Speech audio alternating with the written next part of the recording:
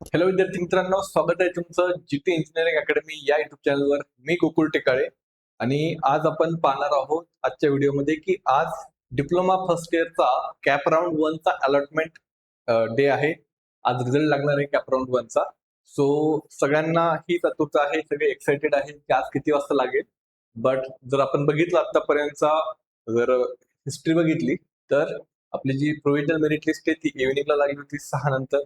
त्यानंतर final merit list ही जवळपास 9 वाजता लागली होती.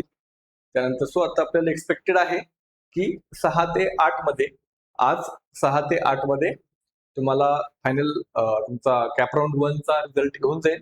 बट तरी पण जर ते आधी जर आलाच तर आपल्या व्हॉट्सअप ग्रुपवर मी डायरेक्टली लिंक पोस्ट करून टाकेल. त्यावरून तुम्ही डायरेक्टली तुमचा डेट ऑफ बर्थ आणि तुमचा ऍप्लिकेशन आयडी हे पुट करा. डायरेक्टली तुम्हाला दिसेल की कोणतं कॉलेज लागलेलं आहे, कोणती ब्रांच भेटलेली आहे. अँड कमेंट करून नक्की सांगा ज्यावेळेस तुम्ही रिझल्ट पाहताल की तुम्हाला कोणते कॉलेज कोणती ब्रांच लागलेली आहे. सो थोडंसं आज वेट करावं लागणार आहे. जशी अपडेट येईल थोडीशी लवकर पण येऊ शकते, असं काही फिक्स नाही. बट आता पण उशीर झालेला आहे, तर असं एक्सपेक्टेड आहे मला पण की 6 ते 8, 6 वाजल्यापासून ते 8 वाजल्यापर्यंत तुमचा फायनल रिझल्ट यायला पाहिजे कॅप राऊंड 1 चा. आता सगळ्यात इम्पॉर्टंट गोष्ट बघा की कॅप राऊंड 1 चेक कसा करायचा हे तुम्ही पण करू शकता चेक. तर कसं करायचं सांगतोय. जर तुम्ही आपली वेबसाईट जर बघितली तर त्यामध्ये जर गेल्यानंतर जसं तुम्ही फायनल मेरिट लिस्ट वगैरे बघितली होती, कुठे बघितली आपण मेरिट स्टेटस मध्ये बघितली होती बघा फायनल वगैरे. तर मेरिट स्टेटसच्या खालीच इथे कॅप राऊंड 1 ची एक लिंक येईल. ज्यावेळेस पण अपडेट होईल रिझल्ट येईल त्यावेळेस कॅप राऊंड 1 अलॉटमेंट असं एक नाव लिहिलं असेल, त्यावर क्लिक करायचं तुम्हाला. त्यावर क्लिक केल्यानंतर जसं की सपोज मी एक्झाम्पल म्हणून इथं फायनलवर क्लिक करतो, असंच तुम्हाला कॅप राऊंड 1 वर क्लिक करायचंय. इथे तुम्हाला ऍप्लिकेशन आयडी टाकायचा आहे, डेट ऑफ बर्थ टाकायचं आहे, प्रॉपरली टाका, काही गडबड करायची नाही. तर मग पुन्हा जर लॉग इन झाला नाही तर मग आपण पुन्हा गोंधळतो की बाबा मला कसं काय लॉग इन व्हायचं. प्रॉपरली टाका, व्यवस्थित कंटिन्यू करा.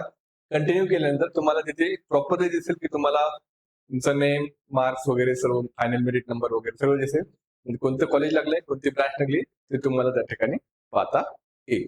आता नेक्स्ट पॉइंट, रिझल्ट लागल्यानंतर काय करायचं. तर त्यामध्ये 2-3 पॉसिबिलिटीज आहेत बघा. काहींना जे कॉलेज पाहिजे ते भेटलेलं असेल, जी ब्रांच पाहिजे ती भेटली असेल, ही पहिली पॉसिबिलिटी आहे. दुसरी पॉसिबिलिटी आहे की काहींना कॉलेज भेटले बट ते नाही भेटलं जे पाहिजे होतं. आणि तिसरी पॉसिबिलिटी आहे की ज्यांना कोणतंच कॉलेज नाही भेटलं. असे पण काही स्टुडंट्स असणार आहेत. तर आता करायचं काय पुढची प्रोसेस बघा. सपोज तुम्हाला जर पहिला ऑप्शन भेटलेला आहे तर पहिला ऑप्शन भेटल्यानंतर तो तुमचा होणार आहे ऑटो फ्रीज. तो काय होणार आहे तुमचा ऑटो फ्रीज. म्हणजे या ठिकाणी तुम्हाला कंपल्सरी ऍडमिशन घ्यावाच लागेल. जर तुम्ही ऍडमिशन नाही घेतलं तर तुम्हाला पुढचे राऊंड करता येणार नाहीये तसे पण. सो जर पहिला राऊंड, आता असं नाही झालं पाहिजे सर माझ्याकडून चुकून फॉर्म भरला गेला किंवा पहिल्या राऊंडला पहिला ऑप्शन हा चुकीचाच पडला. आता जो काय असेल ते तुम्हाला घ्यावं लागणार आहे. ठीक आहे.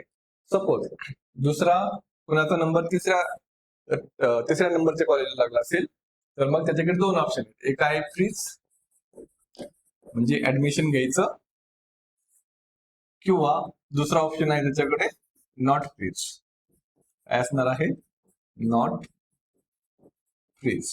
म्हणजेच काय, यालाच आपण म्हणतो बेटरमेंट. म्हणजेच काय की आपल्याला बेटर कॉलेजसाठी आणखी नेक्स्ट राऊंडला अप्लाय करायचं आहे. या दोन्ही केससाठी ऑटो फ्रीज झाला असेल तरी पण आपल्याला 1,000 रुपये पे करावे लागतात आणि सेकंड राऊंड जाण्यासाठी सुद्धा 1,000 रुपये पे करावे लागतात. ठीक आहे. हा दुसरा ऑप्शन की ज्यामध्ये तुम्हाला जर कॉलेज भेटलं तर तुम्हाला वाटतं की बाबा नाही मला हेच कॉलेज पाहिजे होतं. सपोज फॉर एक्झाम्पल कुणी अहिल्यानगरच्या जवळचं आहे, त्याला गव्हर्नमेंट पॉलिटेक्निक कॉलेज नगरचं लागले तर त्याला तेच बेस्ट आहे. त्याला जी ब्रांच पाहिजे होती ती ब्रांच भेटली तर त्याने डायरेक्टली ऍडमिशन घेऊन टाकायचं. कशाला उगाच नेक्स्ट राऊंड करत बसायचं जर आपल्याला जे पाहिजे होतं ते भेटलं असेल तर. सपोज तुम्हाला जे कॉलेज पाहिजे ते नकोय, आपल्याला आणखीन बेटर पाहिजे, तर मग तुम्ही नेक्स्ट राऊंडला सेकंड राऊंडला अप्लाय करा.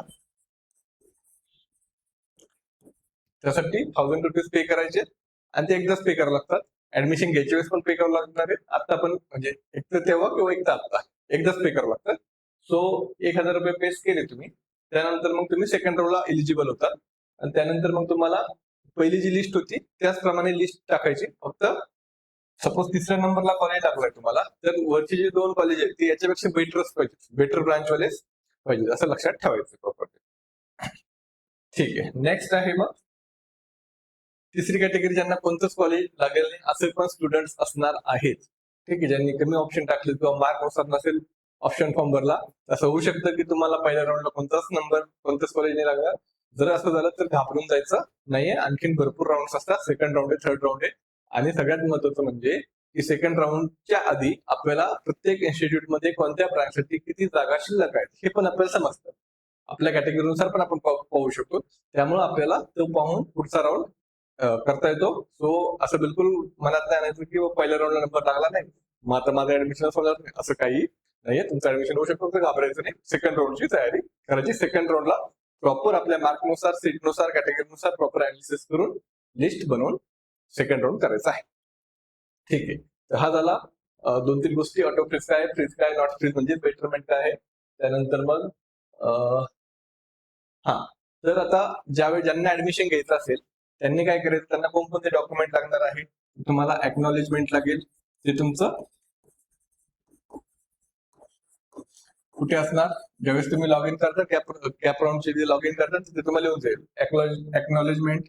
त्यानंतर अलॉटमेंट लेटर लागेल, अलॉटमेंट लेटर.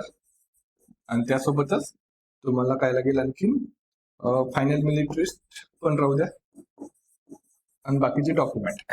सो हे जरी तुम्हाला कन्फ्युजन वाटत असेल तर ज्या कॉलेजला ऍडमिशन लागेल डायरेक्टली देतात, ते तुम्हाला पूर्ण गाईड करतील. कोणते डॉक्युमेंट, काय सगळे डॉक्युमेंट घेऊन जायचे आपले, जे मागतील ते देऊन टाकायचे, संपला विषय.